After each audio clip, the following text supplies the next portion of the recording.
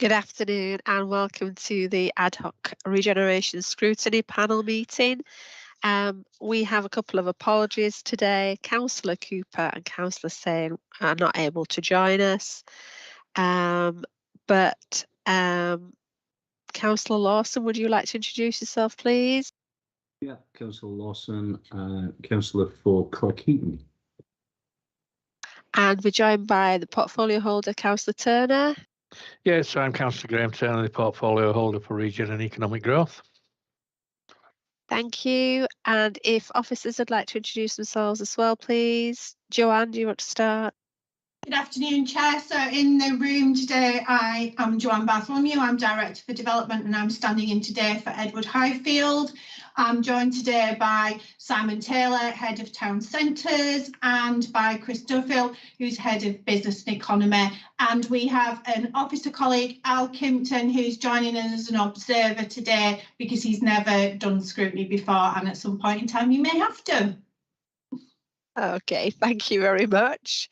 Right, okay. So the minutes of the previous meeting, Councillor Lawson, are those approved? Minutes of the 17th of November? Yeah. Thank you. Yeah. Just if we've, just a reminder that if any councillor has any disclosable pecuniary interest, to please declare it. Is there any interest to declare? No, I haven't. No. No, thank you. And the meeting is being webcast as we speak, and the recording will be available later on the website. We don't have any deputations or petitions, and we don't have any public questions. So that moves us along to item 7, Stadium to Stadium Enterprise Corridor Master Plan, and this is here following a recommendation at a previous meeting that master plans be provided to the scrutiny panel when the level of detail is appropriate, and it is here for discussion. So Joanne, do you want to start off to introduce the report? I think Councillor Turner is going to introduce it because this has been through Cabinet, and then I will take you through a presentation, Chair. Okay, my apologies, Councillor Turner. My apologies. That's all right. It's fine. So this is the report on the next steps in the what we call the S2S, which is less of a mouthful, seeking approval to go out to consultation on the proposals within the master plan. As you point out, it's been through Cabinet. I think one of the beauty of this is, I think, and I'll say exactly more or less what I said at Cabinet, we've never, as an organisation, whoever's over the years, never had long-term visions. We've been a bit short-term in our visions. This is a longer-term plan. This looks forward to the future, potentially could take up to 10 years to develop. There's no shovels going to go in the ground immediately. This is, as I say, a long-term vision, which is something we've not been great at, and it frees all that corridor up down to the stadium to what we'd like to see is high skills, high quality development, tying in possibly with the university's health campus that's going on there. And we will be ensuring that we use the planning system to ensure that we don't end up with low-end retail jobs on this side. This will be for proper high-end dedicated skills and hopefully better paid jobs as well. But that's the plan, is to create something really exciting as that on that corridor as a gateway into Huddersfield. And as I say, this is at the moment just to go out to consult and see what the public and the stakeholders think of our plans. So Joanne will go through it in detail. It's quite a lengthy document. There's a lot of work gone into it, and I do thank officers for the amount of time and effort they put into getting to this point. So over to you, Joanne. Thank you very much, Councillor. I'll just share with you now my screen. Can I just have a time check from you, Chair, how long you would like us to spend on this item, so I know how many of my 31 slides I'll take you through? This is just a one-item agenda, so hopefully we can have a good discussion about what you're going to show us. Thank you. Okay, so I'll step through this quite quickly so we can leave some time for discussion, but I do think it's incredibly important that we look at some of the visuals, because with development and aspiration, that only really comes to life not only for us as officers and for members, but especially for the public, when you can actually see what the potential impact's going to be. As portfolio holder said, our master plan is a statement of intent. So this is not us saying what we're exactly going to do, but this is saying what we would like to see, what we would like to shape. We're not saying that we will be the only deliverer of that vision, but we're inviting people to come with us along this journey, particular developers, businesses, etc., to help work with us to achieve this vision. So I'm just going to step through some slides now, if I may. So the first thing that's really important for us is to understand the context boundary of the station to stadium.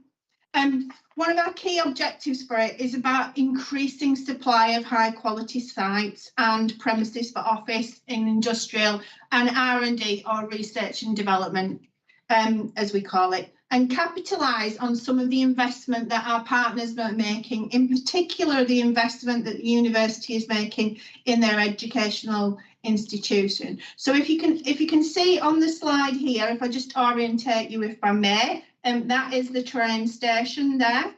That is our lovely boundary of the site, which goes down from the station to the stadium and takes into account a whole corridor of infrastructure and opportunity for us. It places that in a very unique position for us here in Kirklees, in the Huddersfield Town Centre. It's on the edge of town. It has great transportation links. It links it back now to what will be our much faster rail connectivity, and it links it in also from an employment perspective to a wider retail and leisure offer, which should allow employers to attract people in to the high-end jobs that Councillor Turner was indicating a minute ago. So if I just move on, if I may, to stakeholder engagement. We've had a significant amount of engagements with some of our key stakeholders along the gateway. In particular, we've had a word with ourselves, so to speak. So as a major landowner in that particular area, we've talked across departments, particularly across asset, and Chris is here from a business and economy perspective to understand what the opportunity for land value and bringing employment into this area is.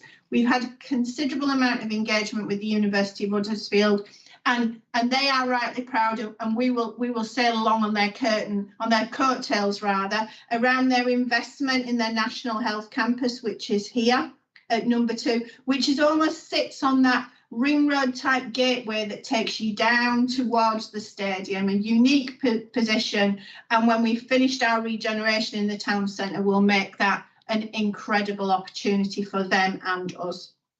We've had significant conversations with Kirklees College, who also have sites in and around this particular area, from understanding not only how students access the college, but what connections the college can make with the university and with long-term consolidation of the growth of manufacturing around that area. What courses can the college offer for upskilling of residents and to support employers around the area? Significant conversations have taken place with Network Rail around the transformation of the railway station and its connectivity, which I mentioned a few moments ago. It's not to be underestimated what an advantage that change in the connectivity speed will do for us. It makes us much more accessible in a shorter time frame, and we think will mean that our attractiveness as an area for investment goes up considerably. Clearly, we couldn't miss out having a conversation with KSDL and the stadium. We want to ensure that operations at the stadium continue really well, and that there's a match of leisure and offer around there, and that their connectivity, i.e. the ability to get in and out of the stadium and get there at speed and leave at speed, so there's not too much disruption around the network, is is increased, but also to improve some active travel. So how do you get down to the stadium from the town centre in a safe and supported manner, and how can we encourage people to use public transport, be that rail or bus or cycle alternatively. Some of our key employers around that particular area we've discussed with around Cummins Turbo, key anchor employer for us, aren't they, Chris, in terms of us working with them, and with John Brearley's who have some of the significant heritage assets down the bottom end. So they are all broadly supportive of what we want to do and how we want to achieve it. So what opportunity does this give us? It gives us that opportunity to knit all this together in a way that helps us do so many things with this particular master plan. This isn't just about creating an employment opportunity. This is about changing the way in which employers and investors view us as a local authority in this area, supporting those local businesses and educational establishments to have a vision that sits alongside ours, and us helping them leverage external support in for that as well. I've touched also on the fact that there are some significant historic assets, Brearley's Mill being one of those. So none of this is without its current challenges, so let's touch on those. It would be remiss of us to not acknowledge that there is poor air quality in some of the areas that we have. There's some traffic congestion, and we need to understand how that works. There's a lack of employment land, including industrial sites. So one of the things that we wanted to ensure we did with the master plan is understand how we can unlock some of that. And we have got in some areas a weak housing market, which is potentially a barrier to development of some of our brownfield sites. And we do know, and Chris spends a lot of time talking with businesses, that they are interested in working with and within our boundaries, but there's a shortfall of what we call grade A office accommodation, and private sector employers want a high quality offer for their employees. So let's just talk about the corridor. So there are 5 particular principles that are part of the corridor vision. We want innovative and high value employment. We want that employment to be connected and integrated within the station to stadium, but also we want a place for people to live. There is a significant amount of housing within and on the edge of the station to stadium boundary. There's a lot of visitor opportunity and connectivity that needs to work for us. And we need potentially to exploit the attractiveness of the environment around there, which I'll come on to in a minute. We want raised aspiration for skills and education. Councillor Turner said so in his introduction for this. This is about us looking for high value, high end jobs and employment in there, which lifts up our district and attracts investors, but also allows our residents better opportunity. We want to maximise our attractive and vibrant environment. Yeah.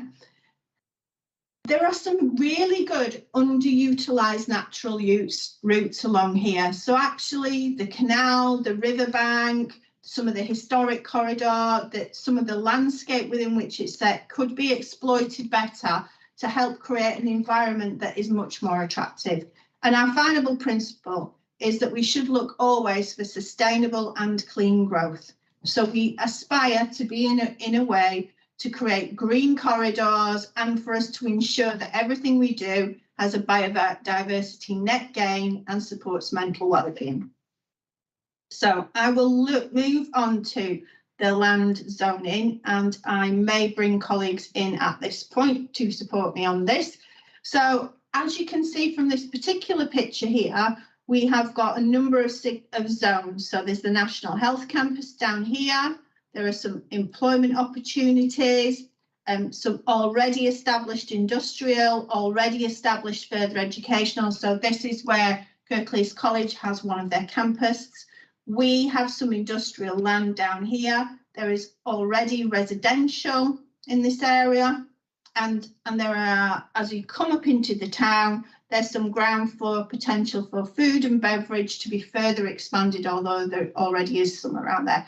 Simon, is there anything in particular you would like to mention about this land use zoning and how we've come about figuring out how we want it? Well, I think one thing I would say is that we need to be quite flexible about this. At the moment, this is an ideal pattern, but things may change over time. I think the mixed use elements, the right in the centre of that, which is sort of based around Old Leeds Road, is particularly one of those areas that could change over time, and it depends on what the catalyst to that will be. So we wouldn't rule out sort of residential there, and certainly we wouldn't rule out some connection back to the National Health Innovation Campus.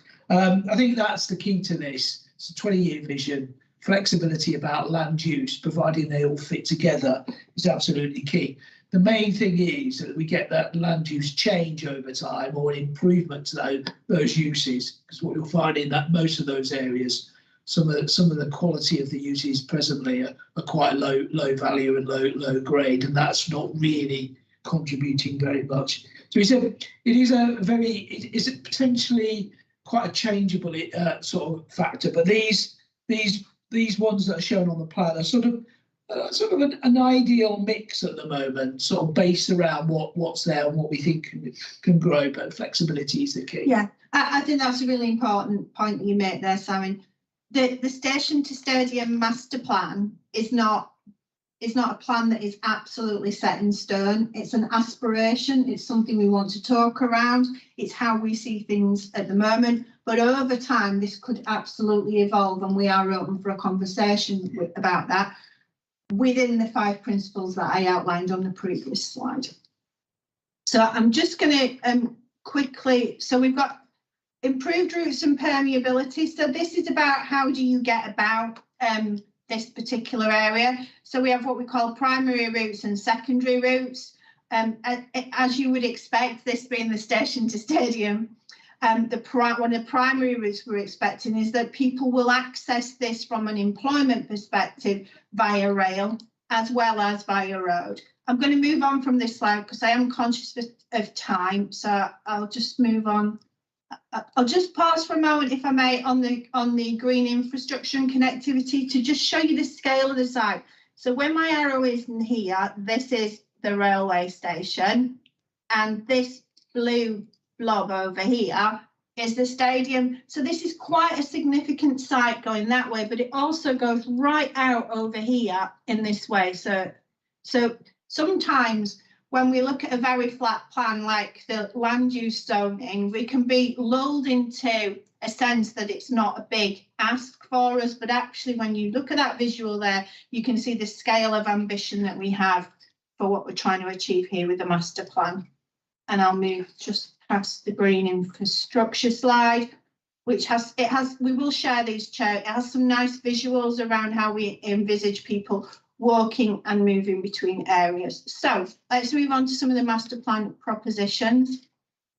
So the first proposition here talks about the National Health Campus, Gasworks Street site to the north, Old Leeds Road development area, a potential new canal crossing, which is here at number 4, and some Southgate crossings, John William Street, Northumberland Street. So as you'll know, the looked bids have come in at the moment. We've been successful with our Levelling Up Fund round 2 bid for Batley, but we were not successful with the Levelling Up bid that we've got in for Northumberland Street. That doesn't mean to say that our aspiration wasn't good, but it just means that we'll have to think about how we move forward with that.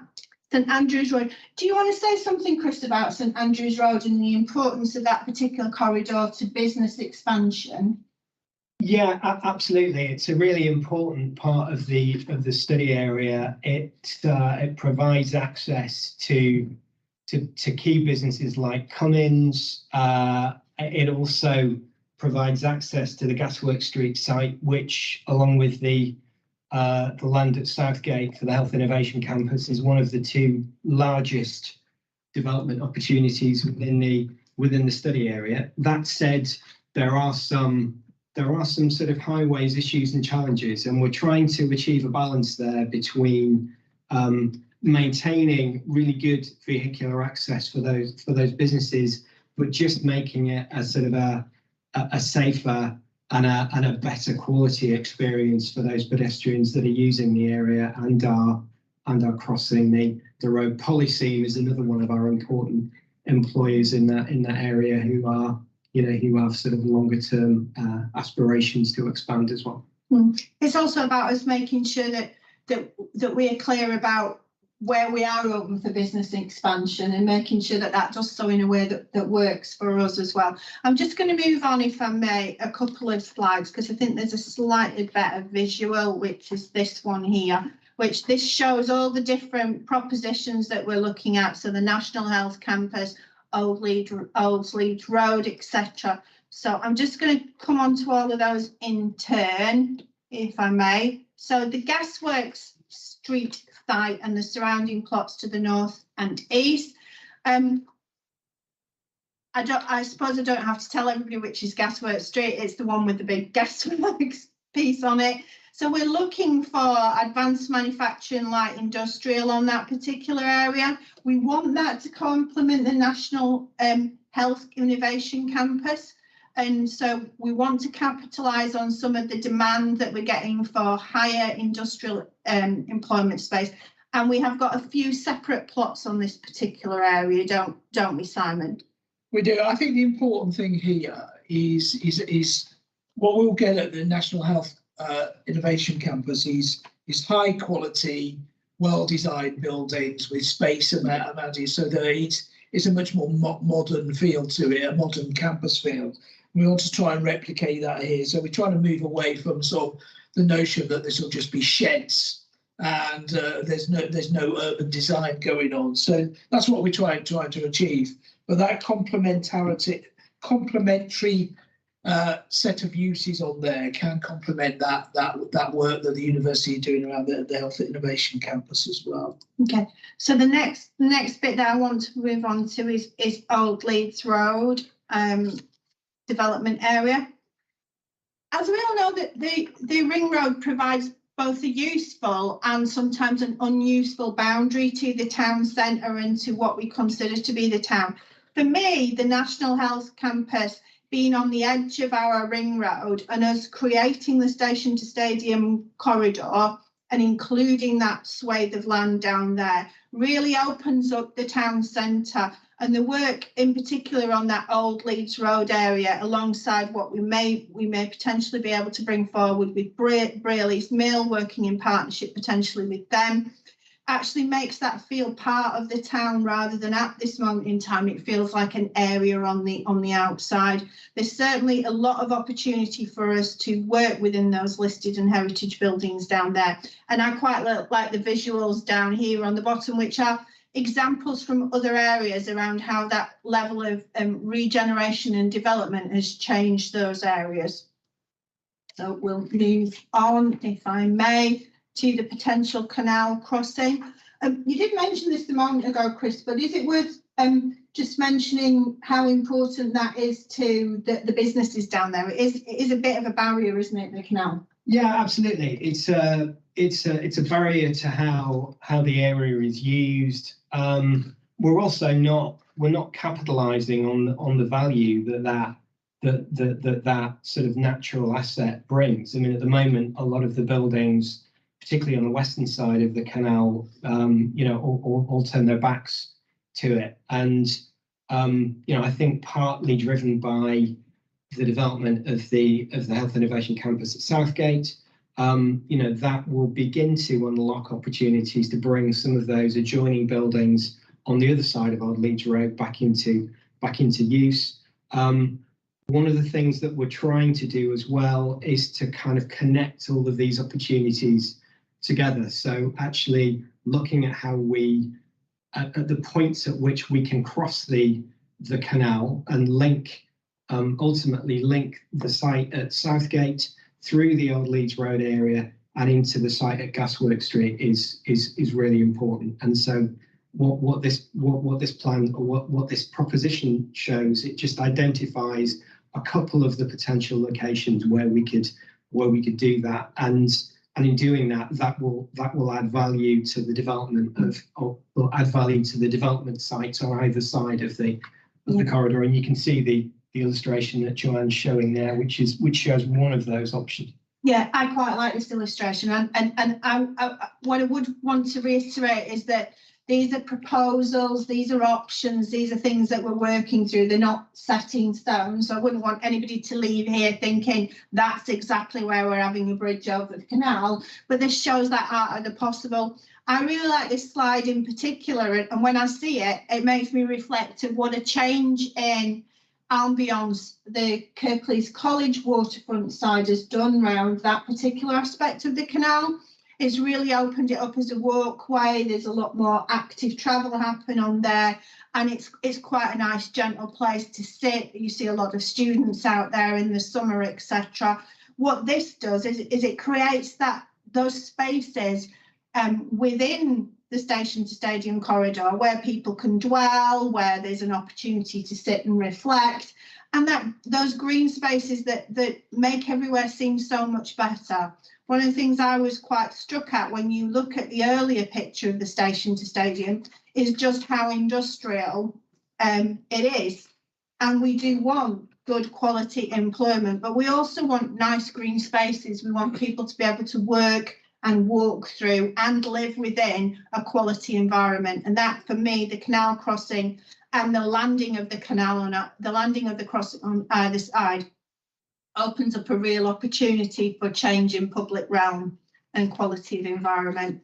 So the Southgate crossings, I did mention that the ring road is both a help and a hindrance, and you do absolutely have to get across it. There would be some changes potentially to the crossing, wouldn't there, Simon? Do you want to just pick those up? Yeah, I think there's two bits to this. Is what can we do in the first instance to improve that connection to the Health Innovation Campus, and we're already starting to do some work around that as part of the Northumberland Street Transforming Cities Fund project. But we probably need to do a little bit more to help the campus be more connected into the town. But long term, that whole section of Southgate between Northumberland Street and effectively the Sainsbury's entrance needs to be reviewed. Lots of road space there that's probably not necessary. Lots of space allowed for sort of queuing of vehicles that doesn't get used up. So we can maximise the space in terms of its environment and keep the traffic flowing, but importantly, start to think about how you get across that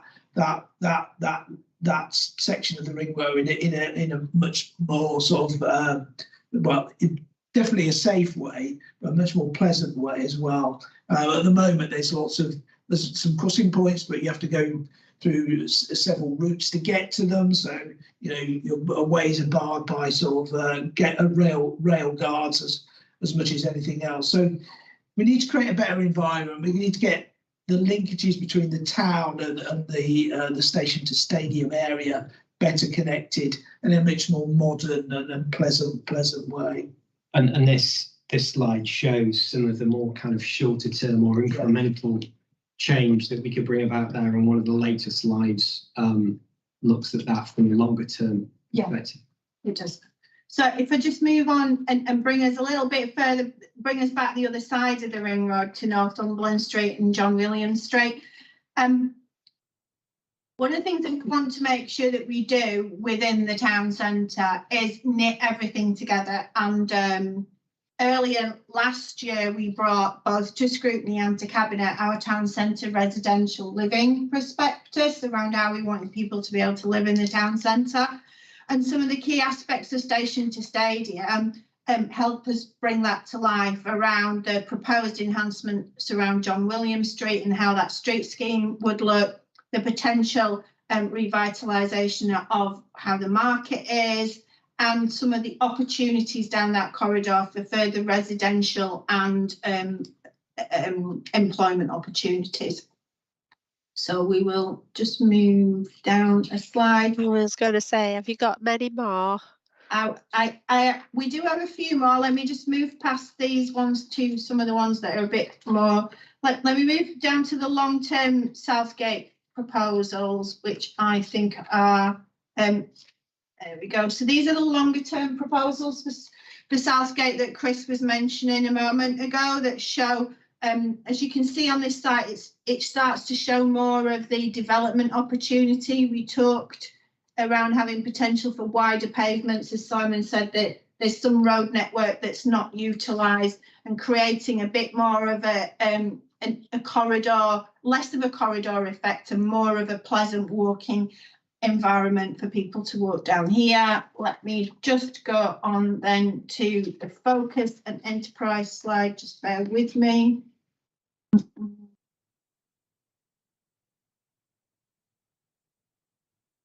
Now you're trying to get onto there, creating focus for innovation and enterprise. So I just wanted to mention that, you know, one of the things we want to make sure we do is we create opportunities for businesses and ourselves to work together. So what the master plan does is it brings together that development opportunities, business opportunities, educational opportunity, and exploits that to its absolute max. We've got on there our own glass box, which is one of Chris's, and business centres, which helps provide not only space for incubation, but some high quality office space for startup opportunities. So what we are saying with this is that we're not only putting our investment in, but we're shaping other people's investment. And conscious of time, Chair, I will just ask Chris, if I may, to touch on the workforce bit, and then I will remove the slide. Yeah, absolutely. So, I mean, the 2 of the 12 propositions are, I guess, are not about physical development. They're as Joanne was alluding to, about around how we put the right kind of business support and marketing and wider support around the area. This final slide, you know, hugely important to acknowledge that both the university through the Health Innovation Campus and the college through the site at St Andrews Road, you know, hugely related to the sorts of uses and businesses that are already in the area, and so alongside the physical interventions, this is about putting some dedicated support in there around higher level skills and making sure that businesses can secure and attract the kind of workforce that they'll need in the future. You know, with an eye to the fact that we are looking to attract, as both Councillor Turner and Joanne said, we're looking to attract those sort of high-end, high-skilled health businesses in health innovation and in other advanced manufacturing and engineering sectors.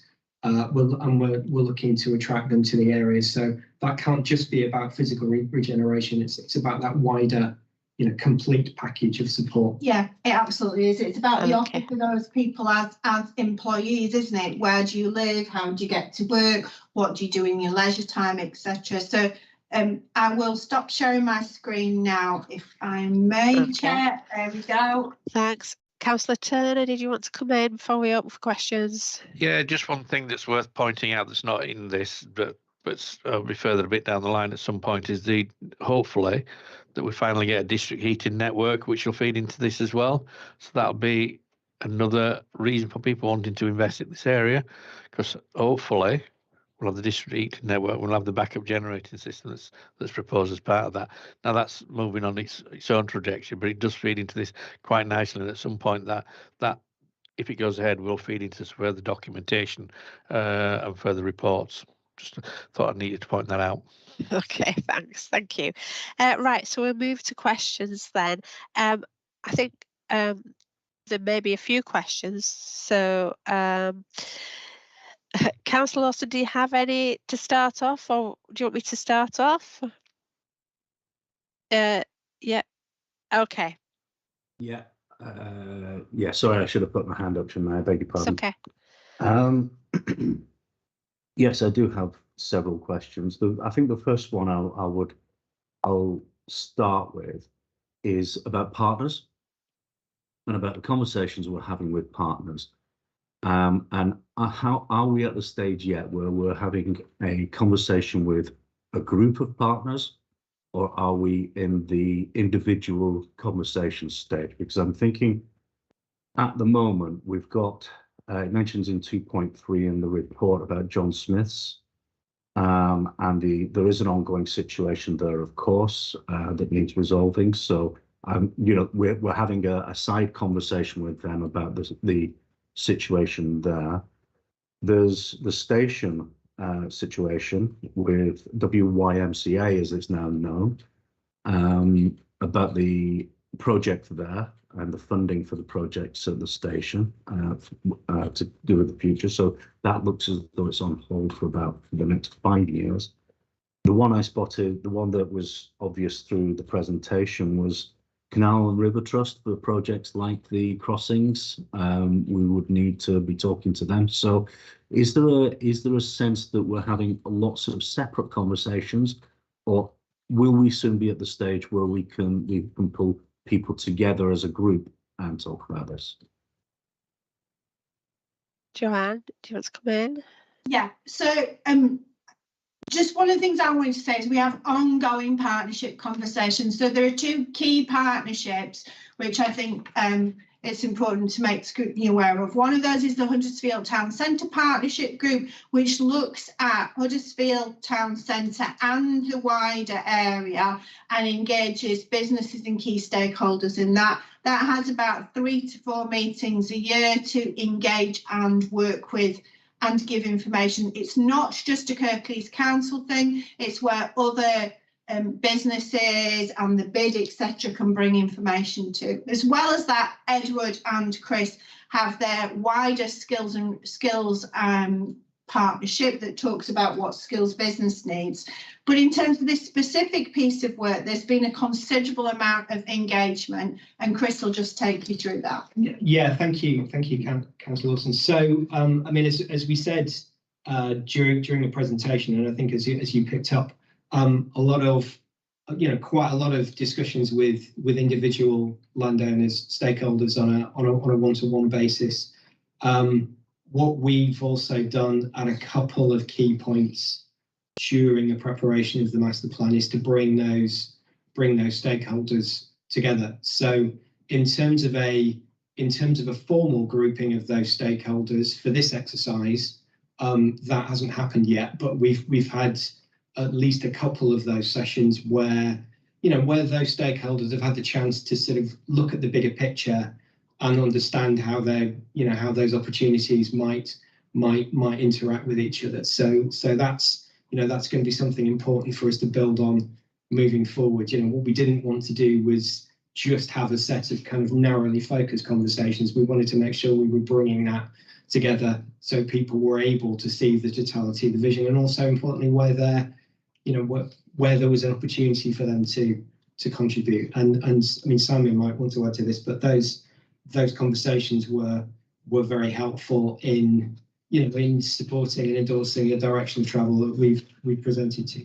I think a couple of things I would say on that is I think that those sort of 8 key stakeholders are a really important partnership group to work with, because they've all got vested economic interest in that master plan area.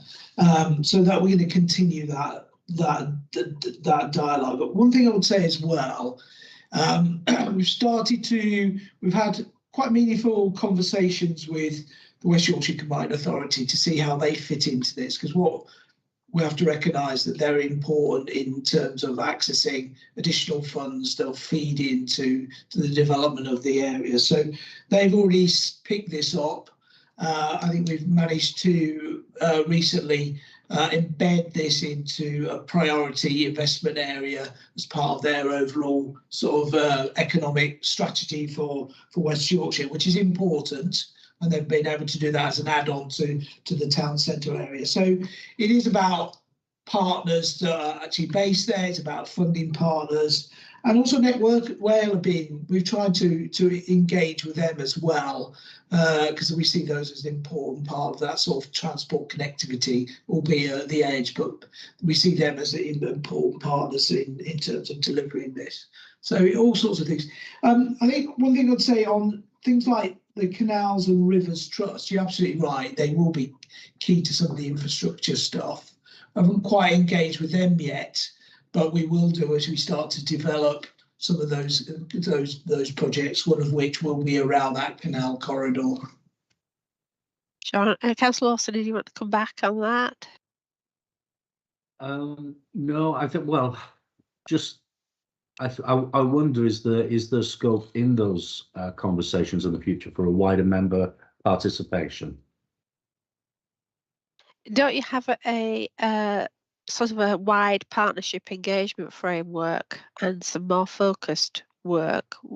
Is that because you've talked about a group of the major partners in this particular area? So are you know, how are you doing the wider work? So in terms of the Huddersfield Town Centre Partnership Group, that is open to all 16 Huddersfield ward councillors, and they have a standing invite to that particular group, which the Station to Stadium master plan appears. What I would like to reiterate is this is a master plan. So actually, as we move forward and through it, engagement with not only ward members but wider, portfolio holder and cabinet and scrutiny and members as we approach the right stage is bound to happen. But what we are at is casting out our thinking stage at the moment, for want of a better analogy. This is us saying, this is what we aspire to do. Proper consultation and engagement comes as all as this moves its way forward. I mean, I do think we've done a significant amount, Simon, and there is, as we go through each of the proposals, we'll move through some aspects of informal and formal engagement on each of those, won't we? We will do. Okay, so can I just come in on that, because you're saying that public engagement on the master plan will commence in early 2023. And we were asking for comms plan information on this. So are you actually going to go out to some engagement on the master plan in 2023, or are you, what are you doing? Because by your answers, I'm not now quite clear. Thank you. So a couple of things. We've engaged already with really significant landowners in that area. And it's really important to do that because the council don't want to make decisions about the future of those sites on their own. So it's important, that's an important part of it. So we've shaped it to a point where ourselves as a council see a vision, the key landowners who will drive some of that economic growth are bought into that. The next stage of that is to start to consult more widely with general public, other businesses in that area, ward councillors as well, residents to test out their views. Now, my personal view on it is I think people embrace the change of that area because we know that it's not particularly in a place that it could be. So our plan is to go out to consultation and seek some further views to perhaps reshape some of the master plan elements as we move forward. I suspect, though, the interest might not be quite the groundswell that you would perhaps want. That's because it's mostly dominated by sort of businesses in that area, but we need to test that out, and that's our next stage. So Chris and I are working up a proposal so that we can consult during the early part of this year. We're looking at some of the methods that have come out of our local centres work, and some of the sort of major projects work. So we're not just doing things online. We want to be out there talking to people. Chris has come up with suggestions around using the glass box as a base to bring people in to have those discussions. Yeah, I think one of the things we've learned is that consultation can't just be online. It has to have a physical presence with it, and we have to be there to answer technical questions. Excuse me. Yeah, it's just that you're saying early 2023. we're in early 2023. So are you all right? So can you define what early 2023 actually is? Because to me, we're there. Okay, so we're shaping things up now. I think from sort of March, April, May onwards, that's the time we'll start to do the consultation in those 3 months. March, April, May. Right, okay.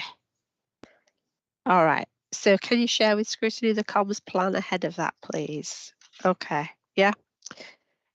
Can I ask about your master plan? Because you're saying it's a 20-year vision, which, yeah, but master plans, they need updating, don't they, from time to time, and testing out again that it is actually you are actually on track, or that anything needs changing or anything like that. So what sort of follow-ups on this master plan are you looking at to ensure that it remains current when it's in place? Okay. So the master plan is likely to evolve and change over time, and one of the things I think that will be a trigger for that is when we move into delivery on particular sites. That will then shape potential conversations around what next, or has the delivery. So if we give a little bit of an example just for illustration. If we had a proposal to bring forward the gasworks site for a particular thing, we then want to sit back and go, when we brought that forward, what does that do to the canal aspect? What does it do to some other bits and pieces? So all the time, I think we'll be refreshing and looking at the plan as we go forward, so that we can make sure that it's always fit for purpose. But what I would want to say is, I don't think there'll be any formal points now where we could say, in 24, we'll have another look at it. In 25, I think the triggers for looking at this will be as we move into delivery, or as things become evident that they're not deliverable in a particular context. Yeah, the only thing I would add to that, Joanne, is it may be something that we want to look at as we progress through any local plan review as well. So if that happens, it may be an item to embed into that, which may mean we need to trigger some sort of adjustment to it. Yeah, thanks. I think my question as well was, it not just being a master plan that's just sat on the shelf, if you see what I mean. That if things are what's the wording that's used, paused or elongated for reasons of funding, etc., then it is actually something that is not lost touch with, if you see what I mean, that it does evolve as time goes on. Councillor Turner, did you want to come in on that? I think this is it's going to be a living, breathing thing, isn't it? As if a site comes forward and gets developed, then it may have an impact on another part of it. So I think it'll evolve over time, and that's the beauty of it just being in effect a master plan at this stage. Then we'll see what consultation comes back with. But that ability to flex and change, I think, is just going to be a natural part of this, because as I say, as things hopefully happen, it will impact on what else. I mean, and we don't know yet who we may attract. We may attract some really excellent. I'd like to think we can attract some excellent high-level businesses in there, and that'll have an impact, won't it? Because we know that if you get the right people in, they attract other right people, if you like. So it could have an impact on how it develops. So I think it's a early stages, but I think it's a living, breathing thing that will evolve over time. And when the time is right, perhaps in 10 years, who knows, we might say, oh, we'll have another look at it, but we'll see. But I think it is a living, breathing document that can flex to react to what happens with as it moves forward. Okay, thanks. Councillor Lawson? Yeah, I'm working my way down the list, and some are being ticked off as we're speaking, of course.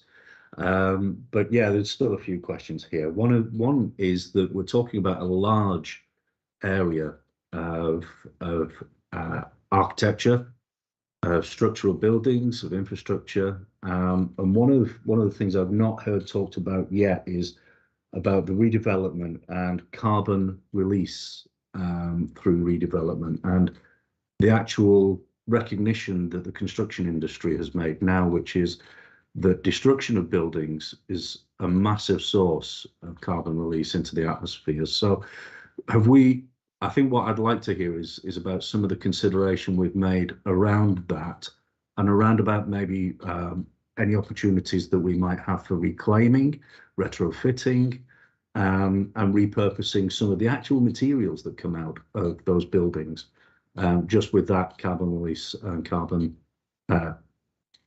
retention in view. If I may come in, and then I'll invite Simon to just add his thoughts if he has any. As we went through the master plan, we touched on a number of areas of heritage context, which we'll have to look to repurpose and redevelop. So there are some things within the master plan that will always have to remain because of their status and their importance. There are already some areas of brownfield land that need some reclamation, but one of the things we do look to do is to look at what is the balance between carbon aspirations and affordability. And I did want to make the point, and it probably plays to both what you're saying, Councillor Lawson, and Councillor Smage's earlier question. This master plan is not fully funded, neither is it fully costed even. It is an aspiration and us being clear about what we want everybody to walk forward to us with. So all the way through this, we're going to be having to do exactly as we've done with all our major projects over the past few years, is look for that balance between repurpose, reuse and offsetting. Remembering in some of these contexts, we are not the landowner and will not be the developer, and neither will we be the end user. So what we'll be looking for in that will be influence over that. I don't know if you wanted to say anything. Yeah, just a point on repurposing. There's quite a lot of built form in that area, and there are quite big chunks of it that are in such poor quality that repurposing might not even be possible. You know, some bits of that, some bits of Old Leeds Road, some bits of that are actually derelict. So clearance might be our only opportunity. I think what the master plan tries to do is set a principle about sustainable and green growth and attractive environments. So bringing in, we can underplay this a little bit. When we talk about green environments, that helps without some of that offsetting agenda, but it also tries to create environments which those businesses really want to be in. So there's a whole load of factors that will have to play into this. But I think the driving factor is at the moment is the poor quality of some of those environments. They are beyond sort of beyond rescue, some of those sites, really. Obviously, there are some sites, you know, we've got Crown House in here. We know that will be repurposed at some point in the not too distant future. So buildings like that, yes, but I think some sites are lost. But we would always look for salvage and reclamation, either value or reuse in some other way. And sorry, no, Councillor Turner.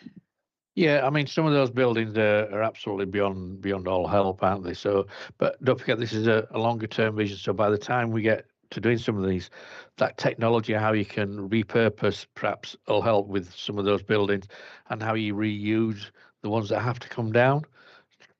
Because I say it's a long term vision. So you're right, John.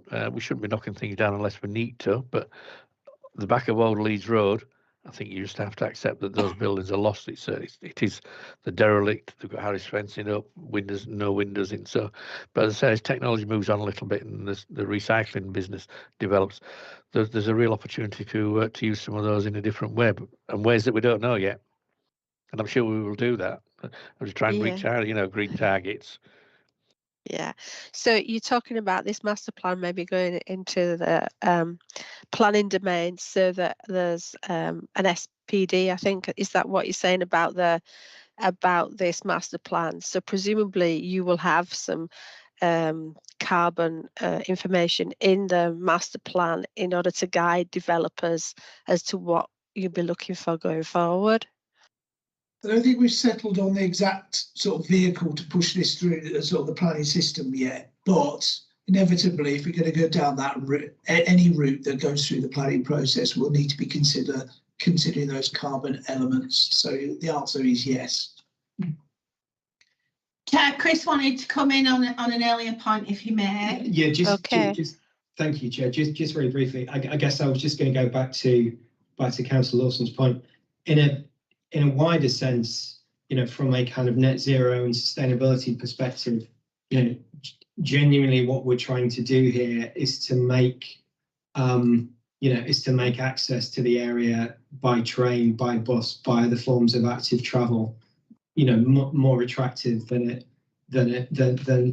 feasible than it currently is. Hence, looking at how the different parts of the area are connected from a pedestrian point of view, and really trying to improve both the connectivity and the environment to make that possible. And so that's why some of the propositions that we've taught you through are very much about how we make this a more attractive and feasible environment for pedestrians and cyclists and others to use. And that's also important in our wider thinking around sustainability and net zero as well.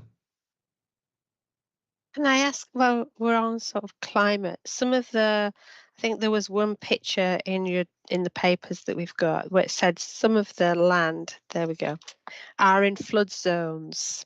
And I just wondered if there's any work proposed as part of the master planning to help with potential flooding in the area, in the flood zones that there are. So we did some very high level flood risk work to try and identify the areas where development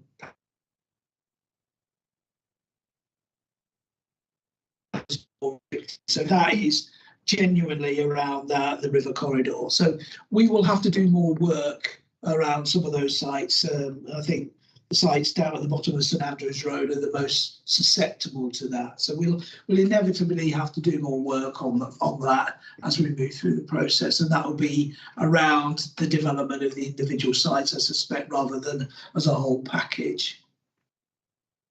So you wouldn't look at it as a whole, because if you have something come forward on one particular site and there's some help mitigation with flood there, it might make something else worse.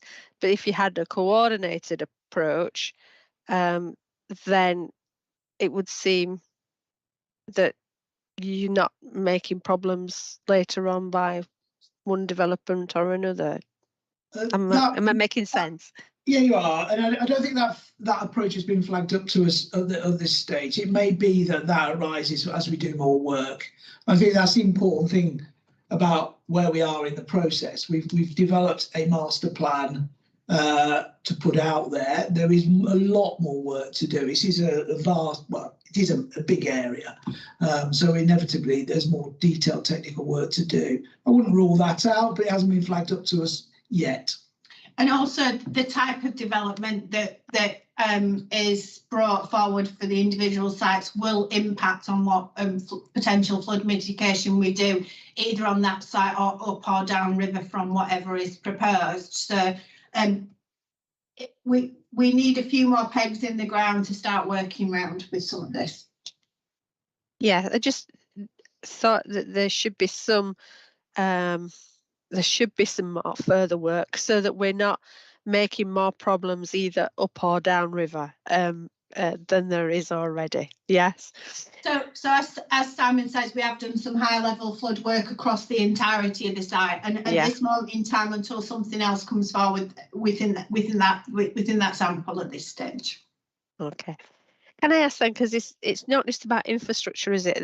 There's more to the master plan, really. It's about attracting jobs and workforces, and you've got something about raised aspirations, skills and education.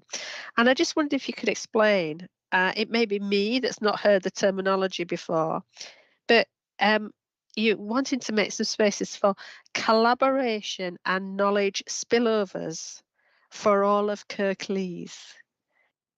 Could you just expand on that a little bit, please, as to what exactly that work will entail?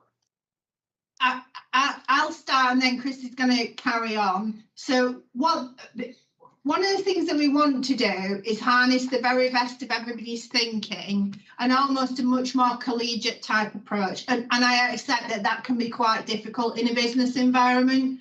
One of the things that 3M's done very well is to harness by putting together like-minded thinkers, you get that spark, etc. So collaboration and working together in this context is very much about us creating the space in which businesses can understand how they can work together and how that benefits each other, but also particularly for the college and the university in terms of that skills workforce into there. We were having a conversation, I think it was yesterday, with Chris's colleague Gillian Wallace, which is that some of our businesses don't know what their employee of the future will look like because they're too busy creating their employee of now and haven't yet worked out where they need to be. And sometimes being in a room and working with other people in other businesses can stimulate that. Did you want to add anything, Chris? No, I mean, not very much, to be honest, Joanne. I think that covers it very well. So I guess the thing to say is there are already some important spaces like the Glass Box, like the media centre, which are about creating a community of small businesses, really, and the kind of spillovers, I suppose, is just an elaborate way of saying it's what flows from that collaboration between business. When you factor in a really important institution like the university, which is looking to locate, its high quality research and teaching in the area as well.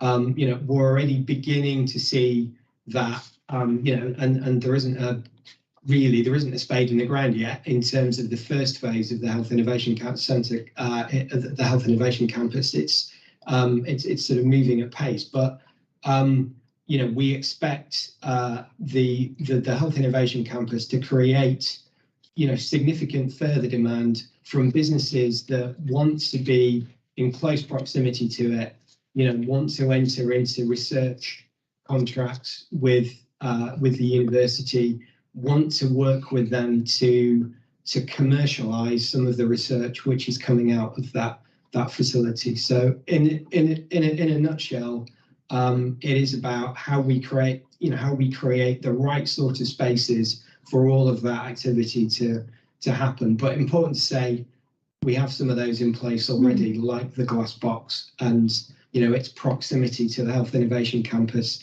is already starting to bear fruit from that point of view. Okay, so I can understand that. So transport as part of your master planning then, because if we're going to create jobs and knowledge spillover for all of Kirklees,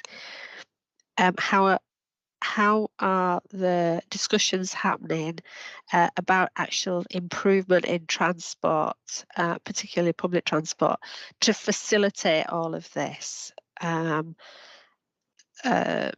moving forward? So this is a long-term vision. Do you have a long-term improvement in transport?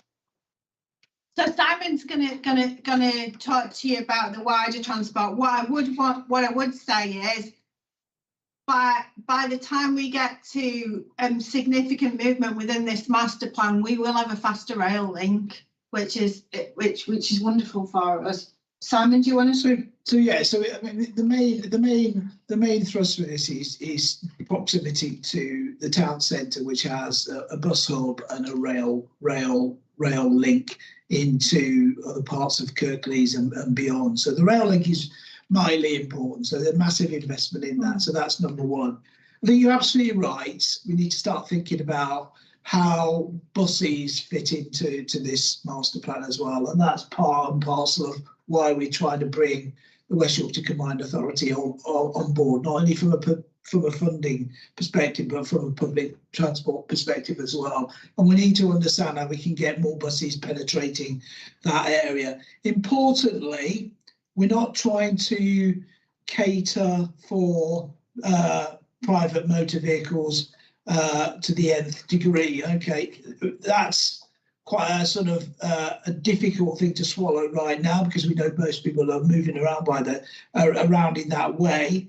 But we need to not fall into that trap about sort of massive junction improvements and widening the road network. We need to concentrate on active travel, buses, and the connections to the rail station, which I think we're catering for in the master plan at the moment. But you're absolutely right. There's another layer to this around bus services and how they can fulfil a role getting into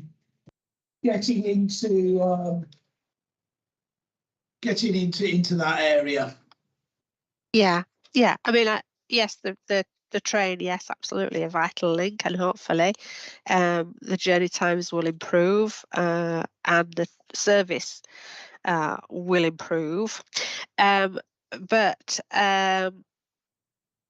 from parts of Kirklees, it takes a long time to get into Huddersfield by other public transport methods. So whilst there was a lot about active travel and connections to the rail station, it's actually I hadn't seen anything other about other forms of public transport, which is why I asked the question. Yeah, Councillor Lawson, did you want to come in on anything? So probably connected with the active travel and the public transport issue is the idea of air quality and residential uses. Residential uses, of course, are very, very susceptible to air quality because they live with it 24/7.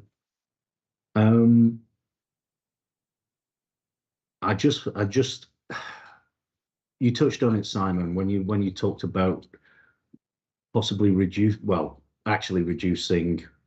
motor journeys.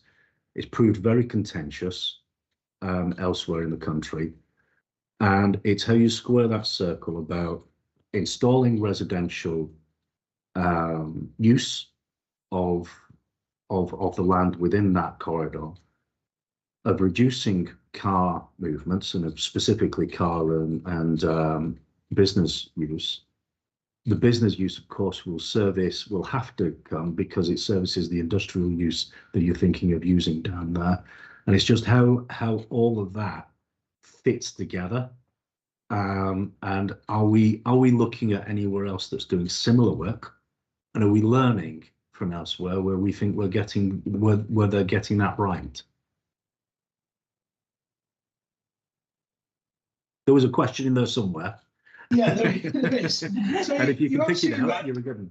Yeah. So you're absolutely right that age-old problem of how you fit different land uses together. But what we know is it can be achieved with the right design, the right nods to car parking supply, the right nods to restricting car ownership in those areas. Restricting, when I say that, I mean not having the parking spaces available. So the person buying that particular property knows full well that they can't park their car. We've had a look at some other examples across the country. There's a couple of examples that we looked at in Nottingham, where very much a similar sort of master planning exercise is going on there. They're starting to roll that out, and also the climate change innovation district in Leeds is a good model as well, where you've got a combination of uses coming together. But we are quite a long way away. I mean, I don't know how residential will play out in this, to be quite honest. You've got a lot of established industrial uses in there. It may be much more of a business quarter, and that's why I talked about flexibility in terms of those land use zone elements right at the beginning of Joanne's presentation. So I think there's opportunity. It might be a little bit limited, but you can plan, and we know that it can happen in other places, and we know that residential does sit in alongside other uses in town centres, for example. We can do it, but I think it's a matter of time to see how this maps out. Really, it's not our primary aim to create big residential swathes there. Our primary aim is to create employment, and they can fit together quite nicely, I think. Councillor Turner, you wanted to come in? That this is, as we keep saying, is a long-term vision. Who knows? Who genuinely knows what the form of transports will be in the next 5 to 10 years? The personal transport business is going through change, as we know, with electrification.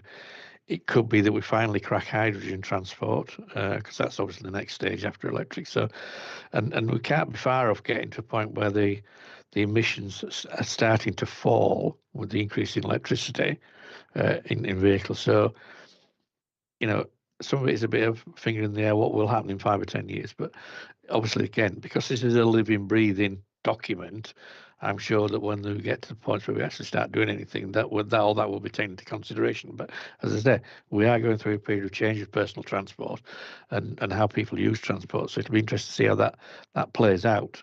Whether we continue the drive towards electric, or whether by then we have cracked the hydrogen problem. But we do know that the internal combustion engine is on its last legs. It's going at some point. So and that transition is always interesting, isn't it? When you go from one technology to another, it's a bit like when we went from steam to diesel on trains. That's we were very late in this country doing that, and other countries did a lot quicker. But there was that transition. We went from everything being driven by steam, we went onto diesel trains, and it was a whole new technology because it wasn't just to stick in a diesel engine in a train. We had to invent traction motors and things like that. So, and that took a little while to do. So the transition will be interesting over the next few years. Sort of an aside to this, in effect. But yeah, I take your point, John. I think it's about, isn't it? It's about having the foundations, sound foundations, so the building blocks can go in place over the period of time. I think that's what we're talking about, isn't it? Having those sound foundations in place. Yeah.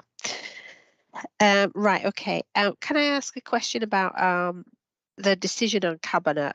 Item 4 in the report at 2.10, it says that it was delegated to the director and the portfolio holder to make changes to the master plan and formally agree the plan. I just want to clarify that is it definitely not going back to cabinet, or is there any would there be any circumstances in which it would go back to cabinet if, coming back from your engagement, there were some more than just a few changes needed to the master plan? What is the thinking around that, please? It's just such a big plan that it was just surprising. And undoubtedly it will change over time. I would envisage that if, following the consultation, there were some matters that officers felt cabinet needed to consider, we would return back. But also along the journey of the master plan, if it required any of our land investment, any of our support, be that financial or otherwise, clearly we'd have to go to cabinet at that point for any of those decisions. But Councillor Turner. Yeah, Councillor Turner. Yeah, Jan's just said what I was going to say is at some point, if we start investing in some of our pockets of land in there, that will surely need another cabinet report because there'll be significant capital investment. And I say it's a living, breathing thing, is this, and it needs to be stakeholders, not only stakeholders external to the council, the actual councillors and the council itself needs to keep an eye on this and be involved in it, because we may never do anything as big as this again for a significant number of years. So I think that involvement is going to be really important. So yeah, I think they'll be coming back. There'll be parts of it certainly will have to come to cabinet simply for sign off of a potential investment and spending of capital monies. But yeah. Yeah, okay, thank you. It was just because it's such a big master plan. I just had a little bit of concern over that. Councillor Lawson. Yeah, we touched on something earlier, which was about planning, and I think, Chair, you mentioned SPDs to as a matter of delivering. I think what's occurring to me is that there's a slightly converse aspect to this, which is we have a master plan here in front of us. It's, you know, as you said, Graham, this is the biggest thing that's landed in Huddersfield for a long time, possibly for the foreseeable generation. That said, in planning terms, what kind of weight will it have? Because it seems to me that for something that's set to take 10, 20 years, 15 years, if a project was to come up in the next 5 years that is contrary to this plan, yet still valuable, how would we square that circle, and what kind of weight would we give this plan in that situation? Interesting question, isn't it? I mean, don't forget, we have to do a review of the local plan shortly. And obviously this site will feed into that local plan, because we're hoping some of this will be identified as employment land. So it will obviously have to feed into the local plan. And without being churlish, you're a better man than me if you can guess what the planning system might be in 5 years. Having dealt with it for the last few months, I'm not sure what it'll be next week and what it was last week. So, yeah, interesting question. But as I say, I don't know what the planning system will be within 5-10 years. It's clearly about to change at some point, but we don't quite know when and what. But it's a moving feast, planning, isn't it? It changes, it moves on. We'll have to wait and see, and I'm sure we'll, as I said earlier, we will use the planning system where we need to make sure that the land is released for what we see as the best purpose and the best fit for Kirklees. So I don't want any. So wouldn't want cheap retail type, cafe type outlets. So the concern I have, of course, is that it doesn't inhibit some solid investment in the meantime, if you know what I mean. So sorry, I can see Joanne's got it. If somebody came through with great watching money next week, I'm sure we'd find a way around the planning system that we could get something developed. But I'm not optimistic, unfortunately. If I may come in, Chair, not wishing to speak about the planning system, but just speaking about, should anybody bring forward any development for land within their possession or somebody else's possession in the master plan area that didn't fit within the 5 principles, then obviously as officers we would look at that on its and propose it to Cabinet on its merits. I think what Cabinet have said quite clearly is that they wish to see a significant amount of weighting given to things that sit within these principles, and we'd find it very hard to put our support as a local authority alongside anything that wasn't hitting those buttons. That's not to say that we wouldn't look at it at that point. Yeah, and just to clarify, Councillor Turner, I think what you're saying is that you obviously everybody has to follow the planning process in whatever they bring forward, but what we're talking about is allocation of land in the local plan as well, isn't it? Just to clarify what you were saying, Councillor Turner. Yeah, and we would use the planning system to make sure, as the current planning rules, to make sure that we meet some of those 5 principles, those aspirations, and we'll see, as I say, we'll review the local plan. Some of this will probably be in there as industrial or type of land, I suspect, because it's not allocated at the moment as that, is it? So I suspect it'll have to go in there as that, as when we start that process.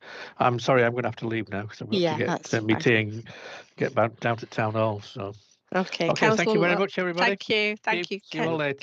Councillor Lawson, did you have any follow-up on that?